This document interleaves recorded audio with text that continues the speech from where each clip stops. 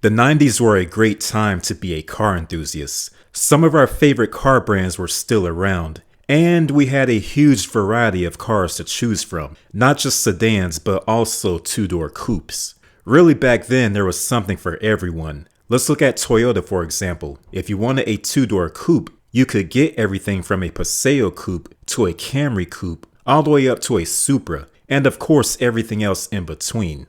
Well, time just might be repeating itself because Toyota is looking to recapture the magic of those old days. As of right now, Toyota gives you a choice of a few different sports cars to choose from, the GR86 and the Supra. But in case you are not aware, Toyota is currently working on an all-new Celica, and high-ranking executives even mentioned that the MR2 will be making an epic return. But perhaps even better, it was mentioned that these new additions will not come at the cost of the existing offerings. So in other words, they are saying that the new Celica will not replace the GR86. However, both of these models will be sold simultaneously alongside one another. And all of this is according to the Senior Vice President of Product Planning, Cooper Erickson. He recently participated in an interview and mentioned that an affordable sports car like the GR86 is something that Toyota wants to keep. So pretty much he just confirmed that the GR86 is not going anywhere.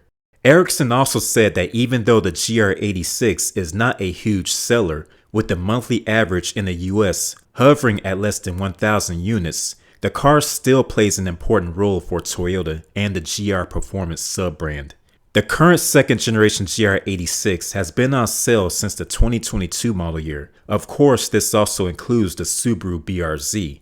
So the 86 will live on. However, Toyota has announced that the Supra ends production next spring, and the automaker has already launched a final edition for the US market. Now, you're probably scratching your head at the discontinuation of the Supra after hearing me mention earlier that none of these models were going to go away. Well, there is more to the story. Erickson also confirmed that a new 6th generation Supra is planned, but there will be a gap between the end of production of the current 5th generation and the new 6th generation.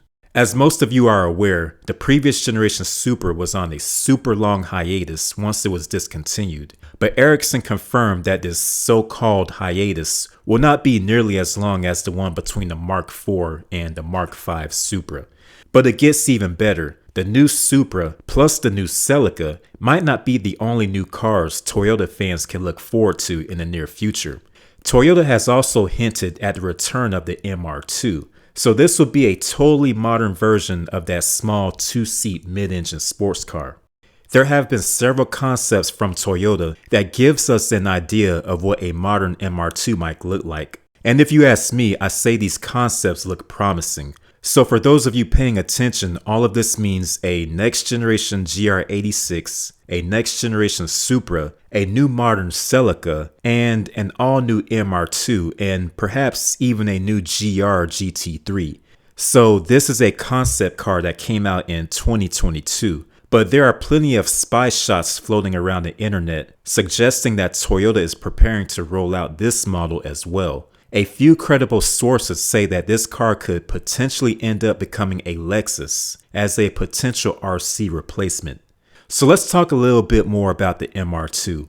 The car you see on the screen is the 2023 FTSE concept, and this was an electric sports car with the proportions of a mid-engine car. But don't bet on this car strictly being an EV. Toyota has mentioned that the concept's design could also carry a regular gasoline powertrain.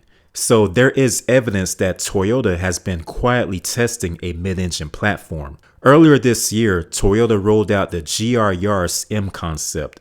This was pretty much a test mule for a mid-engine car, only it was hidden within the body of the GR Yaris, which by the way is a hatchback sold outside of North America. The engine in the prototype was a newly developed turbocharged 2-liter inline 4. So whenever the new MR2 comes out, that's probably the engine that's going to be used to power its rear wheels. So yeah, all of this is on the horizon, so we just have to wait and see how this plays out. Anything is possible in the auto industry, and I like that Toyota is taking this more is better approach. And who knows, they just might decide to bring back the Celica convertible too. Okay, so that's it for this news report. Let me know if you're excited to see Toyota introduce new products other than just SUVs and crossovers. I would love to hear you guys' comments. Alright, so I'll catch you on the next video.